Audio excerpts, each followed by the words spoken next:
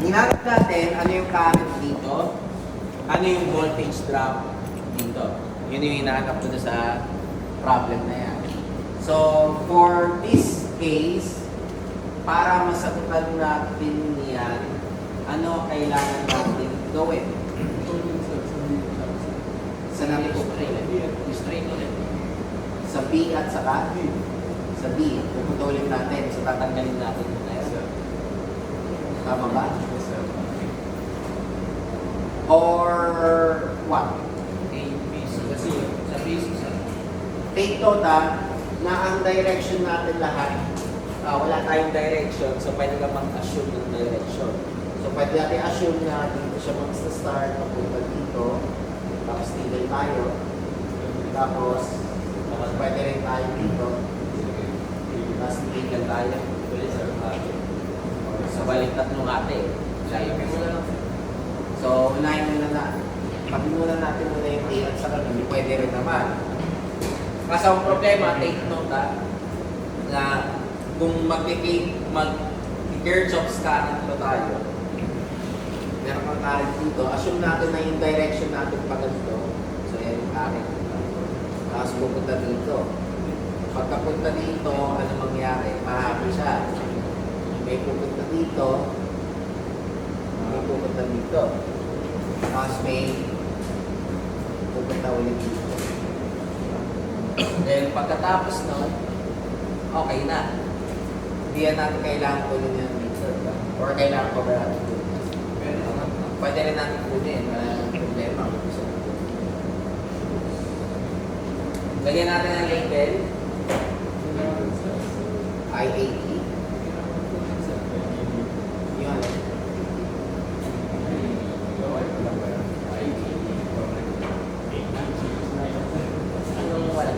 I-80 to. I-80. I-DC. I-CP. I-80. So, yan. Basta lahat siya nanggagaling sa voltage sa taas. Diba?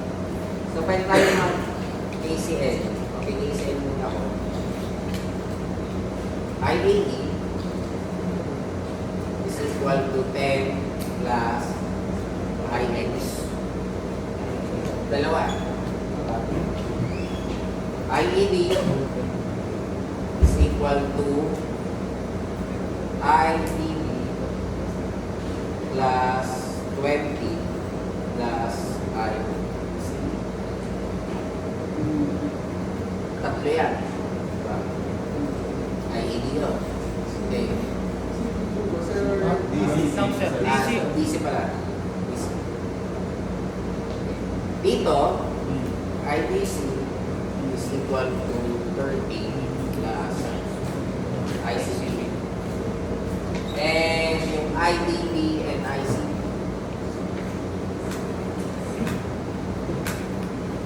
plus IAB is equal to 10.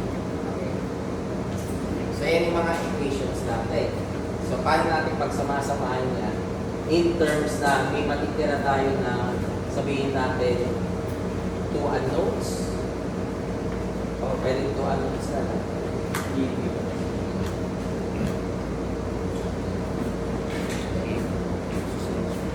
Pwede natin pagsamahin mo na dalawa. In terms of I-80 is equal to 10 plus I-ED plus 20 plus I-DC. So, I-AD is equal to 30 plus I-ED plus I-DC.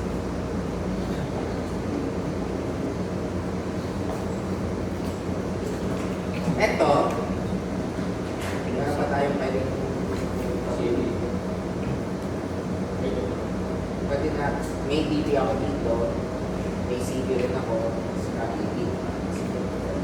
So IDC, pwede ko pagsamahin yung dalawa. Samahin lang sa una.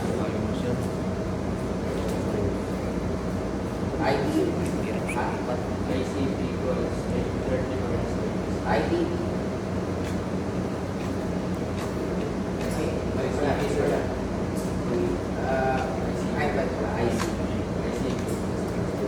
ICB is equal to IDC minus 30, di ba? So magiging IDB plus IDC minus 30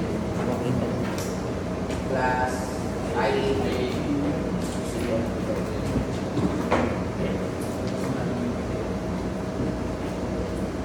So, ito yung IAB 30 plus IAB plus IDC. IAB equal to 10. Lipat ko sa kabila. Maging 40. Lipat ko sa kabila. Negative. Tama? Negative. Lipat ko sa kabila. Negative rin. Tama, di ba? Tama ba? Okay. Tama ba? Tama. Tama ba? Ulitin natin ha. Ay 80 tayo. So 10. Lipat ko yung 13. So magiging 40. Lipat ko. Minus. Lipat ko. Minus. Minus parehas. So magiging I80 plus IAB is equal to 70. So alam natin na 70 ampere yung pumapasok yung isa natin. 70. Pero ang tanong, paano mahatiin yung 70 natin?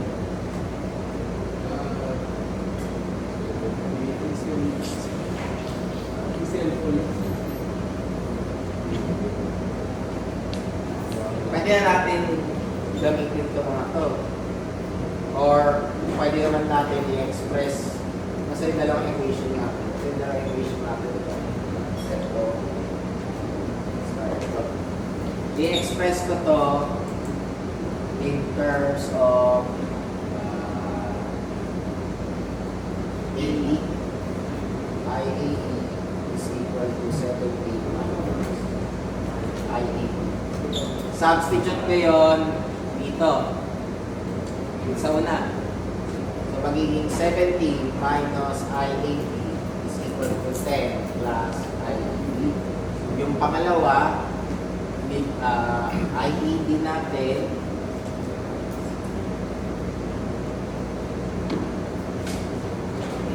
ipat ko sa kabila to, so magiging 0 is equal to IAB plus 20 plus IBC minus IAB.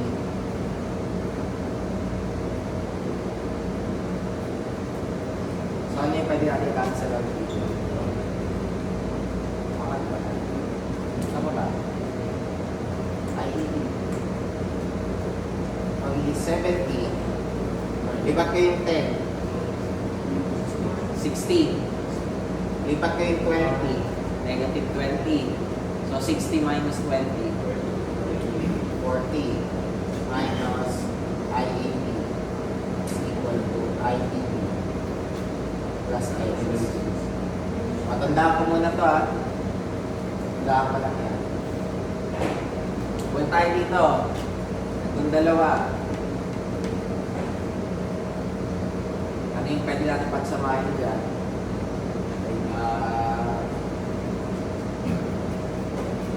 IBC is equal to 30 plus ICB.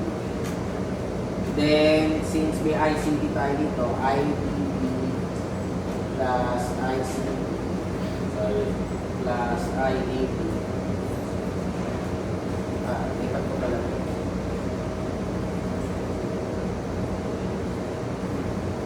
Equal to 10 minus ICB. Cancel out natin yung ICB.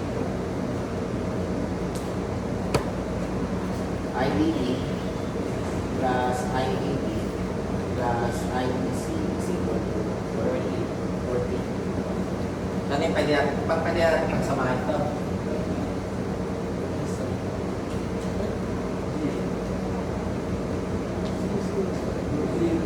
Magsisiro siya. Oo nga, magsisiro siya kasi pareha siya ng equation. hindi pwede yun. Sobrahin natin yan. So, pwede natin gawin, baguhin natin to in terms of ID. Yung IAP natin. Para magamit natin ito sa baba. IAP is equal to, ilipat ko 40 minus IDP minus IDC. Hindi naman taka ako paano to. Nilipat ko yung IAP dito. Itong DB at saka DC nilipat ko sa kabila.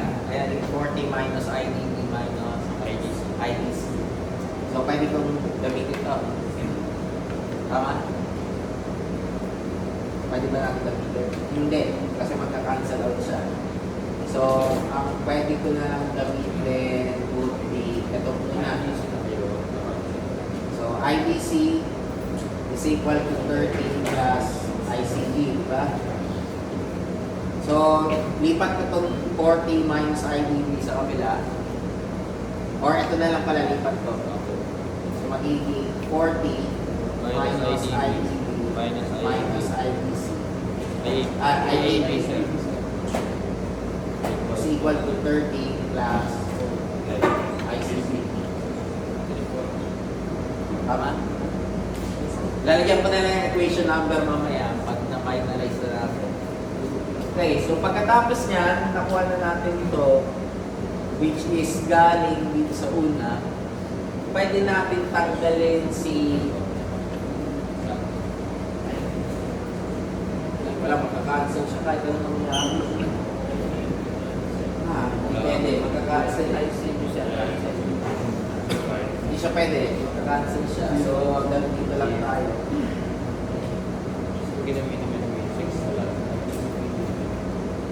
Pwede, ito, i-express ko in terms of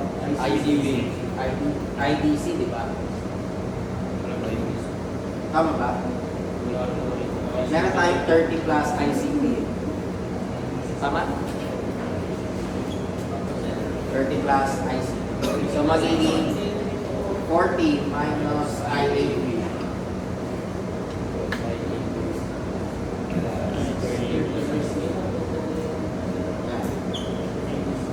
Yung isa, DBCD, parehas pa rin. Hindi siya magka-cancel siya talaga. Nag-stuck tayo bigla dito. So, hindi pwede. So, tanggalin natin ito. Now, since hindi ka pwede mag-algebra dahil nga mag-loloko yan, kahit ano mangyari, ang pwede natin gawin dyan is magkaroon tayo ng assumption. Yun naman talaga yung kasunod na step eh. If hindi mo kaya siya i-express in terms of algebraic manipulation, assumption tayo. We all know na 70 ampere to, di ba? Pag pinag-add natin yung dalawa. So let's assume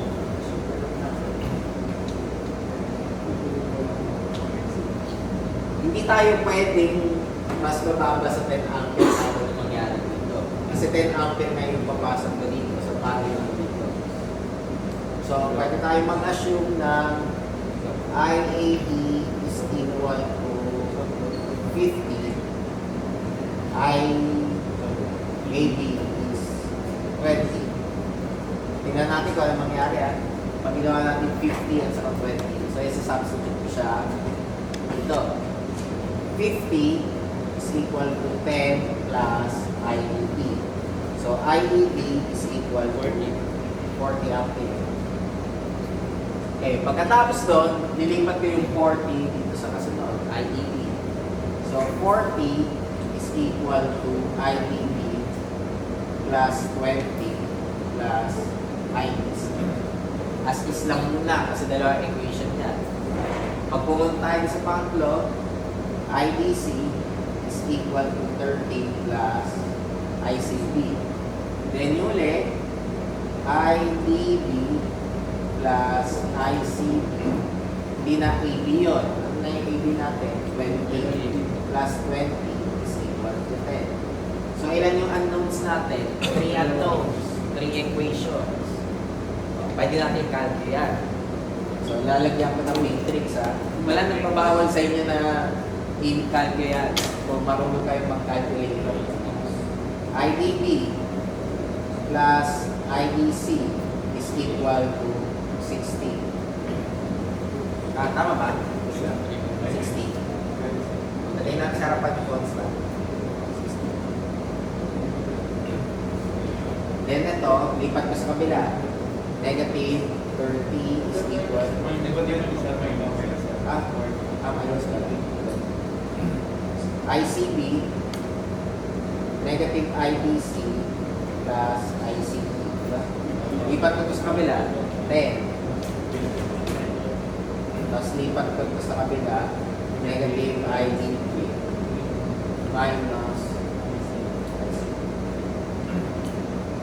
so, equation 1, equation 2, equation 3. O, diretso nyo sa calc yan. Marunong naman kayong mag-calc yan, di ba? Mode 5, equation 2. 3 unknowns, di ba? So, makukuha na natin si BB, BC, kasi ha?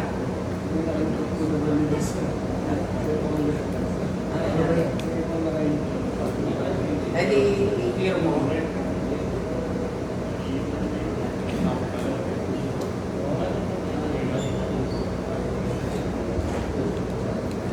Nag-assume tayo assumption hindi naman. Ha? Oo. Hindi, 3 unknowns.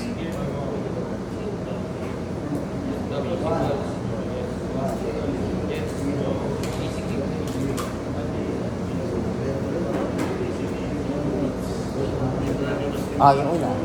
0, negative 1. 1.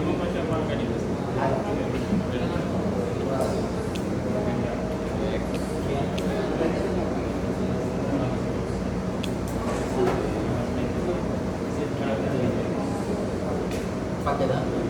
Hindi, ito purely PC yung ginamit natin. Wala kasing voltage. Hindi tayo take note kaya natin ginawa ito, hindi kayo pwede ABL. Kasi wala tayong voltage. So, para ba may TV sa nakalagay? Ha? 1. Ay, 1 lang. 1. Coefficient. Ba't wala 0 siya? Ha? Pag wala, 0. Pag naging math error yan, patay tayo pag naging math error yan. ITB, 1, 1, 0. Ano yung di mo? 20. Negative 20 siya. May matero. Bakit A, B, C, D ito? A, B, C, D, E. Ha? 3 unknowns yan? Ha? Ako, infinite solution. So, paano yan? So, math error lumabas. Patay tayo. So, hindi nyo pwede gawin yan. Okay, so punta tayo dito. May tatlo tayong equation check natin yung ITB at saka ITC. Nasa ba yung ITB at saka ITC? Yan yung una. Tapos yung kasunod natin, yung 30. Ito yun. Triangle, sir. ITC at saka ICB yun. Then yung 10 natin, negative ITB at saka ICB. So, paano natin gagawin yan?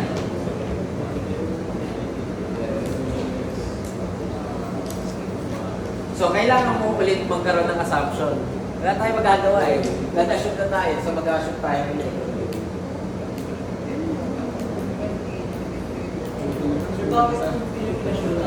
Ha? Kaya lang. Sige, palitan natin. Baka yung nga daw Baka. Ha? Alin yung 30? Yung IA. Gawin natin 30 daw ito Tapos 40. So magiging 30 ito, di ba? So So pag naging 30 yan, 20. So ang gagawin natin sa 20, dito, 20 is equal to IDB plus 20 plus IDC. So, kaya mo pala gusto eh. Simplify natin. IDB is equal to ICB. Okay. Since ginawa na natin yun, so, correct na ito ah. IDB plus ICB plus 20 is equal to 10. Hindi na yan. Mali na yan. Ito na yun. Ha? Negative.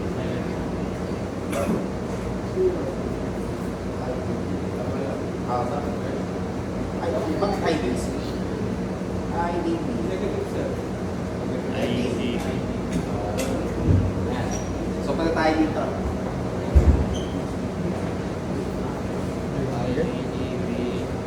Minus. Hindi pwede to. Then, IAB. Ano yung IAB na?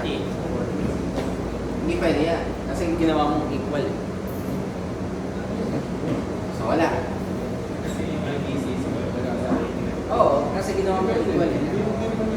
Oo, kaya na. So, hindi pwede yan. So, mali ulit yan.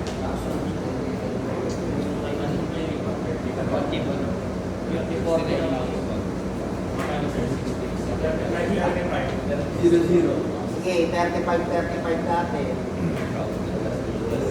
Kahit hindi naman gusto nyo ilagay, pwede natin ilagay. So, hindi naman to.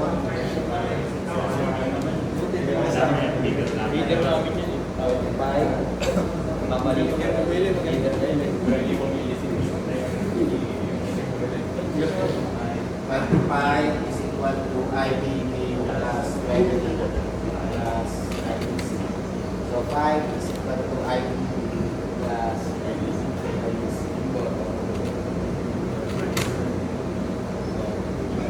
Bakit kasi ito yung ginamit natin? Diba? So magiging ilan to?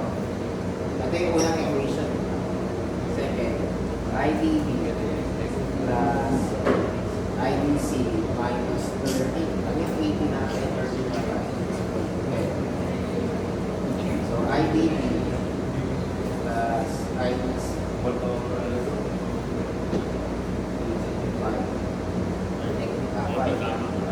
Hindi rin pwede yan. So, mas lalong malala yan. Eh, ito ha? Ha? Ano ba dito? Kahit anong gawin nyo, hindi pwede. Okay, take note ha. Naglagay kasi tayo ng interconnector sa gitna. So, since naglagay ka ng interconnector sa gitna, ang mangyayari yan, mag-loop ka dyan. Pag nag-loop ka dyan, ang voltage drop mo dyan, dapat is 0. So, kahit anong gawin natin pagsasolve dyan, magsa-0 yan. Kaya, meron tayong maling ginawa dyan. Hindi ko rin alam kung yung mali natin ginawa. Yung mali natin ginawa dyan is in-assume natin na kasama kagad yung interconnector. So, pwede natin tanggalin muna yung interconnector. So, gagayahin natin ang ginawa natin sa number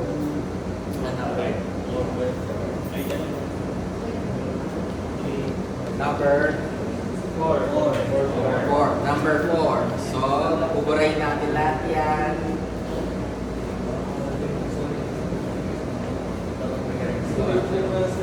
I-open ko siya. So, ito yung aking A. Ito yung aking B.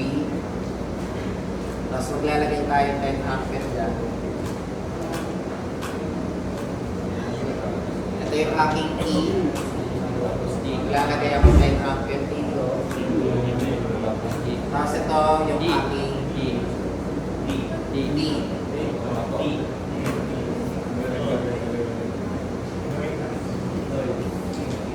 20 ampere. Okay. So, pag ginawa natin yon, ilan yung current natin dito? Walang susunod. Huwag dito ilagay. Pinutol muna natin dyan. take note itong voltage drop natin dito, dapat equal sa voltage drop doon. More or less, kasi nakaparallel ka, diba? So, 20, 10,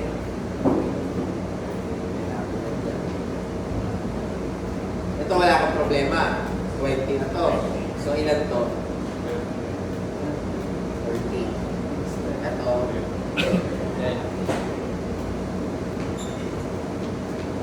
Take note nakaparallel itong buong to. Dito. And ito, nakaparallel nito. Principle lang naman tayo ng circuit analysis, di ba? So, yung voltage ko dito between BD is equal sa voltage ko between BC and B, which is also equal sa voltage ko sa BE and BEA B. Pare-parehas lang yun. So, since meron na tayo nito, ano yung aking voltage drop? Voltage drop ko sa BD is equal sa BAE plus BED plus BAB. Ano itong BD na to? Ito yun, yung interconnector. So, BD. Ano yung AE? Ito yun, 0.1. 0.1 times 30 plus 0.05 times 20 plus 80. 0.075 times 10. So, ilan na?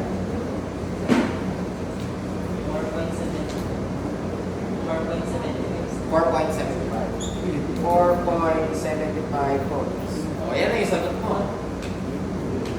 Sa letter P. Doon na natin yung letter P. Voltage na. Letter P. Current. Ohm's law. IBD. 4.75.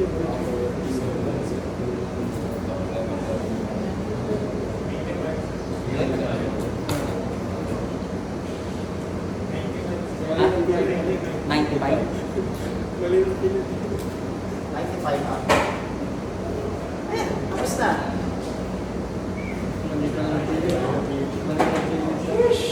Hindi lang. Pinatagal ko lang. Ay, kailangan nyo tandaan na gumagamit tayo ng critical thinking. So, take note Itong interconnector mo, nakaparallel dito sa buong to. Nakaparallel dito. Kaya ibig sabihin, yung voltage drop mo dito, parehas lang dito, parehas sa ano to.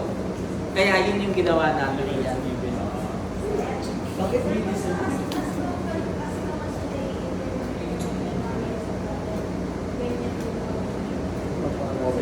Hindi naman necessary. Depende kasi kung ang tatandaan nyo, nagsisircuit tayo dito. So, pwede mangyari, yung interconnector mo is pag ganito, ipapuntang B. So, ano ang ipaparallel mo sa kanya? E di yung AEB, yung ABCD. Ganun naman yung ipaparallel mo sa kanya. Ang interconnector is usually para ka nagdadagdag ng additional na linya. Walang pinagkaiba yan pag let's say, ito yung distribution line, ito yung papunta sa bahay for example ni Gulis. Tapos biglang nag-tap yung bahay ni Aton dito. So, ano mangyayari nun? Pareha sila ng voltage na ma-receive kasi naka-parallel yun. Pero ang tanong, kakayanin ba nung kable? So, kung titingnan natin yon, kung 95 ampere yung pumapasok dito, tapos dito ay 30 ampere, tapos dito ay 10 lang. So, 95 dito, 10 to, ilan dapat to? Negative, 10 to 10, 95. So, ilan dapat to? 95 plus 10, 105. Ito 10. So, negative 95 dapat yung sa BC.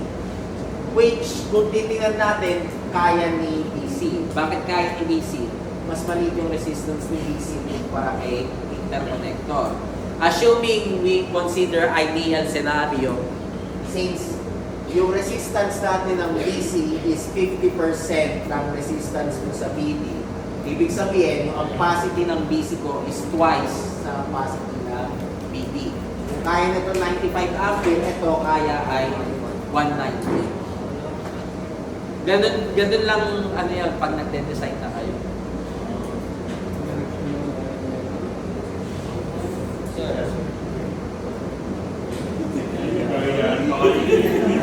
Nag-aabol tayo ha. Sir, yung ano sir, di ba sir, yung kinuha mo yung dito pong part, pwede rin po ba sir, kukunin mo yung BD, yung kukumpit mo yung nasa kapila sir? Yung BC tsaka C. For example, BD. Ang kukunin natin BC. BC tsaka C. Ang problema kasi, pag kinuha natin yung BCD, hindi mo alam kung saan ka magsisimula.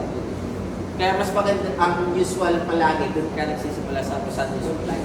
Kasi alam mo, doon na yung direction. Pag dito ka nagawa sa BCD, mag-assume ka ng direction right? Then there is a possibility na pwede mali.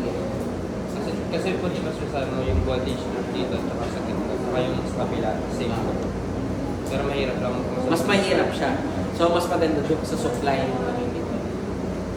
Sir, possible ba na more than one? Walang problema. Kung gusto mo lagyan ng interconnector dito, okay lang.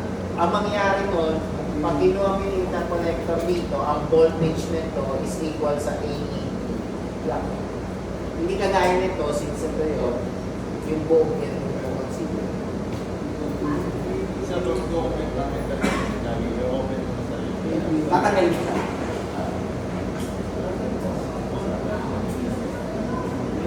Malinaw? O, anong item?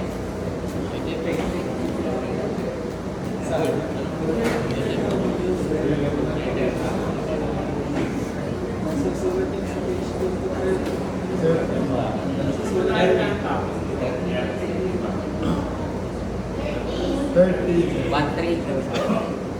Sige, 30. Hindi ko kabisado eh. Sure kayo, 13? Eh, interconnector lang dito. Ah, sige, sige. Ayun din yung ano, mag-drawing.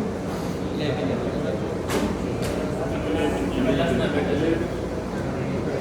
Last number yung ano, 11.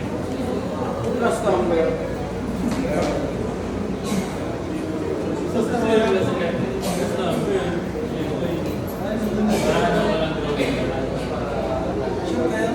Ah, sige, sige. Pagbibigyan kita.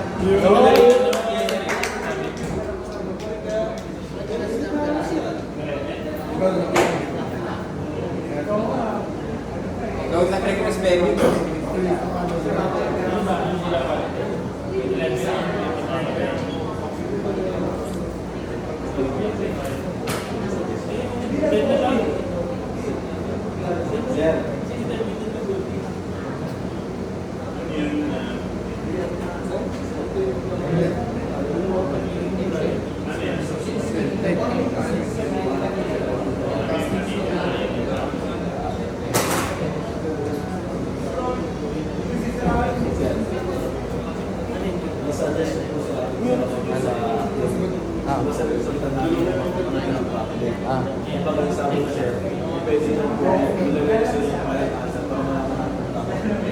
So, ibig sabihin, di lalong bonus na yon. Parang sinabi nyo na, bigyan ko na lang kayo ng 100 lahat. Ito, mas